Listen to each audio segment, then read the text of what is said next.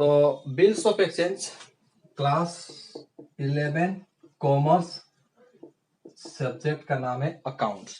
तो bills of exchange के बारे में आज हम लोग थोड़ा स्टडी करेंगे, डिटेल में जाएंगे धीरे धीरे करके। अब देखिए बिल्स ऑफ एक्सचेंज क्या होता है। एक्सचेंज का मतलब बदलना, हेर फेर करना, एक का बदले दूसरा, दूसरा का बदले एक। और बिल मतलब उसका ऊपर बिल बनेगा। तो इसका मतलब यहाँ पर हमें एक चीज पता चला, परचेस और सेल होगा। ठीक है, परचेस और सेल मतलब एक परचेस किया, दूसरा सेल किया, तभी तो कुछ बदलेगा ना। हम लोग एयर बदल मतलब एक्सचेंज मतलब क्या, हम लोग अगर आलू खरीदे, प्याज खरीदा, तो पैसा दिया, पैसा का बदले प्याज मिला या आलू मिला, तो एक्सचेंज हो गया।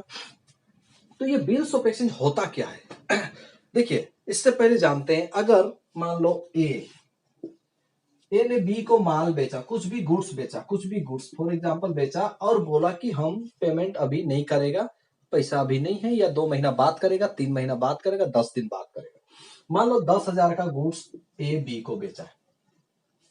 ठीक है, अब ए क्या हो गया, सेलर हो गया, ये परचेसर हो गया। अब ए को पैसा कब मिलेगा, 2 महीना बाद, 2 महीना बाद मिलेगा। ठीक है, अब 2 महीना बाद ए चला गया एकदम पैसा लेने, स्टाइल से पैसा आने वाला है। ठीक है, चला गया बी का घर। अब बी यहां पर ए को देखा, ये समझ गया कि पैसा लेने आया है, लेकिन बोला अरे आप कौन, बोलेगा मैं तो ए आपको गुड्स बेचा था, यानी कि 10,000 का गुड्स बेचा था, कब बेचा था, इसका क्या प्रूफ है कि तुम बेचा है, गजनी बन जाएगा, अरे भूला। तो यहां पर क्या हो रहा है, दोनों का बीच में कर सकता है, क्योंकि ए के पास अभी कोई प्रूफ नहीं है कि इसने इसको सामान दिया कि नहीं दिया, दिया भी तो कितना का दिया।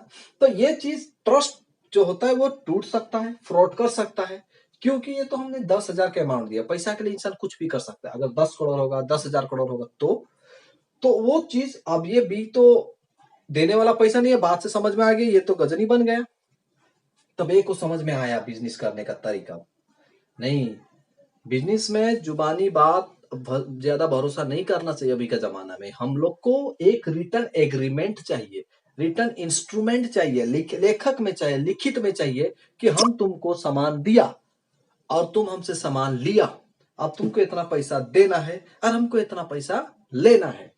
तब जाके सेकंड केस में, अब अगर ए, अब यहां तो इसका पैसा डूबा, तो ये पैसा डूबेगा, फ्रॉड हो सकता है, कुछ भी हो सकता है।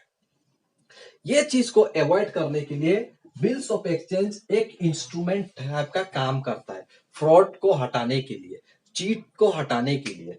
तो अब नेक्स्ट टाइम में अगर ए, अगर किसी को भी माल बेचेगा, किसी को भी सामान बेचेगा, तो वो एक बिल बनाएगा, एक बिल बनाएगा बी का नाम में, और बोलेगा कि आपको, यानी कि बड़ा, तुमको यहां पर साइन करना पड़ेगा कि 2 महीना बाद तुम मेरा जो अमाउंट होगा, जितना का सामान तुम ले जा रहे हो, वो पेमेंट करेगा।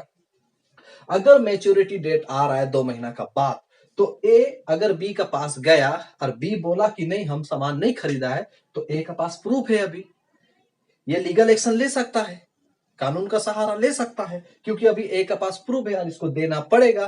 तो इसी को कहा जाता है बिल्स ऑफ एक्सचेंज। मतलब ये सामान दिया, उसका बदले में बिल बनाया, दैट इज कॉल्ड एक्सचेंज। ए 10,000 का अगर अभी सामान दे रहा है बी को, तो ये गुड्स इसको दिया और इससे एक बिल ले लिया, मतलब बिल्स बना के लिया साइन करके इसका। तो इसका मतलब हो गया, इसको बिल्स ऑफ एक्सचेंज करता है। इसका मतलब bills and exchange is a instrument, एक इंस्ट्रूमेंट होता है जहां पर 2 पार्टी इन्वॉल्व होता है, परचेसर एंड सेलर, जिसमें वो एक एग्रीमेंट बनता है कि your required amount should be paid on maturity date. अब इसमें एक चीज समझ में आ रहा है कि अगर ए, अब पार्टी क्या क्या इन्वॉल्व होता है इसमें, पार्टी इन्वॉल्व होता है इसमें। एक मान लीजिए ए ने गुड्स को बेचा बी को, तो ए हो जाएगा ड्रॉयर और बी हो जाएगा ड्रॉई। मतलब जो सेलर होता है वो ड्रॉयर हो जाता है, तो ये इसका नाम में बिल फाड़ेगा, और जिसको बिल देना है, यानी कि जो खरीदता है सामान, परचेस करता है, वो ड्रॉई हो जाता है। और पे मतलब to him the bill should be paid. ठीक है, तो अब ड्रॉयर और ड्रॉई यहीं पर हम लोग कैलकुलेशन करेंगे। अब आता है यहां पर जब मैच्योरिटी डेट होता है, टाइम पीरियड का जब बात किया जाता है, तो नॉर्मली मैक्सिमम टाइम 3 मंथ्स का होता है या 90 डेज का होता है। लेकिन 3 months और 90 days are not same.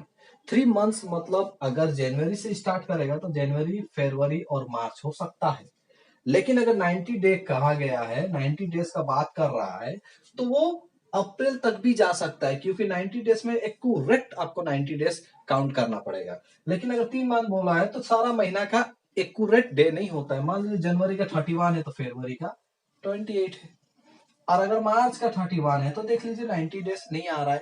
तो इसीलिए ये केस में 90 डेज और 3 मंथ बराबर नहीं होता है। ठीक है, अब हम लोग बात करने वाले मैच्योरिटी डेट के बारे में। बताया तो मैच्योरिटी डेट से पहले एक चीज के बारे में जानते हैं, ग्रेस पीरियड। ये क्या होता है ग्रेस पीरियड? ग्रेस पीरियड वो होता है जो एक अलाउ किया जाता है, अगर कभी कुछ कारण से कोई भूल गया या कुछ हो गया जिसका कारण से वो पेमेंट नहीं कर पाया बिल्स को, या बिल्स को प्रेजेंट नहीं कर पाया, तो वो उसको इतना दिन के लिए टाइम दिया जाता है, और वो होता है 3 डेज। ठीक है, 3 दिन के लिए उनको छूट दिया जाता है कि 3 दिन तुम्हारा पास टाइम है। अगर मैच्योरिटी डेट मान लो 15 जनवरी को पड़ रहा है तो 3 दिन और टाइम है, 18 जनवरी, तो 3 दिन में उसको मिल जाएगा। लेकिन इसका भी 2 केस है। एक हो गया हॉलीडे, इसमें भी जो केस है, हॉलीडे हो गया। हॉलीडे मतलब छुट्टी। अब ये हॉलीडे जो होता है, हॉलीडे चलो इधर लिख देने से बेस्ट होता है। अब इसका भी एक केस है हॉलीडे, तो टाइम ले रहा है ज्यादा नहीं। अब हॉलीडे का जब बात कर रहे हैं, हॉलीडे का मतलब क्या होता है? छुट्टी। अब छुट्टी को भी हम लोग 2 टाइप में बांट सकता है। एक होता है जो हम लोग का नेशनल हॉलीडे कहा जाता है, नेशनल हॉलीडे, और एक होता है इमरजेंसी हॉलीडे। तो नेशनल हॉलीडे हम लोग को पता है कब कब होता है। एक हो गया 26 जनवरी को नेशनल हॉलीडे होता है। 15 अगस्त आजादी का दिन जो नेशनल हॉलीडे होता है। बापूजी हमारा 2 अक्टूबर को एक नेशनल हॉलीडे होता है, ये नेशनल हॉलीडे। और एक होता है संडे को जो हम लोग छुट्टी बनाता है। ठीक है, तो ये नेशनल हॉलीडे हम लोग को पता है। अगर बिल का मैच्योरिटी डेट अगर ये नेशनल हॉलीडे में गिर रहा है या वो डेट आ रहा है, तो उसका maturity date maturity time period एक दिन पहले होगा, 1 डे अर्लियर। नेशनल हॉलीडे में 1 डे अर्लियर होता है, क्योंकि ये छुट्टी के बारे में, ये हॉलीडे के बारे में हम लोग को पता है। फॉर एग्जांपल, अगर किसी का मैच्योरिटी डेट ग्रेस पीरियड जोड़ने के बाद अगर 15 अगस्त को हो रहा है तो उसका मैच्योरिटी 14 अगस्त को हो जाएगा। ठीक है, लेकिन अगर हम इमरजेंसी हॉलीडे के बारे में बात करें तो इसको हमको नहीं पता कि कब क्या हो सकता है।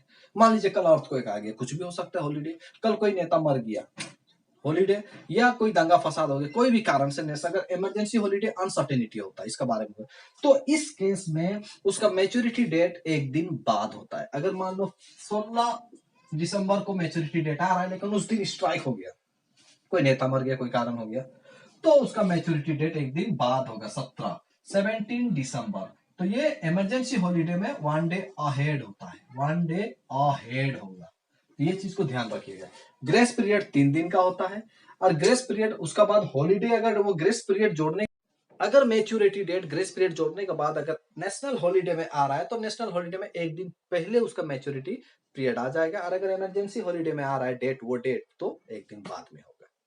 ठीक है, अब मैच्योरिटी